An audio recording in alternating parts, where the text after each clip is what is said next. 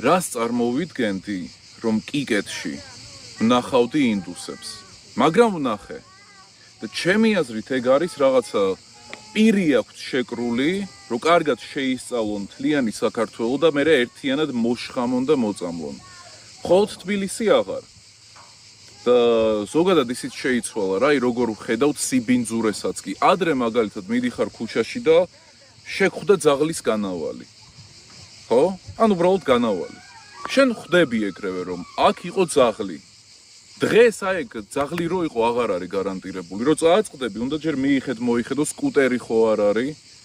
ანამე ისეთი სუნები ხო არ არის საინტერესო. რო დარწმუნდე რომ ეგ მართლა ძაღლის არის, მაგრამ ეგ გარანტირებული არ არის, იმიტომ რომ იმდენი ინდუსი არის და თან ეგენი, როგორ თქვა, ყველა ჭირი მოიშინაურეს. ზანგებს აფრიკაში ხო ყავთ მოსკიტოები. ინდუსებს ყავთ ყველაფერი.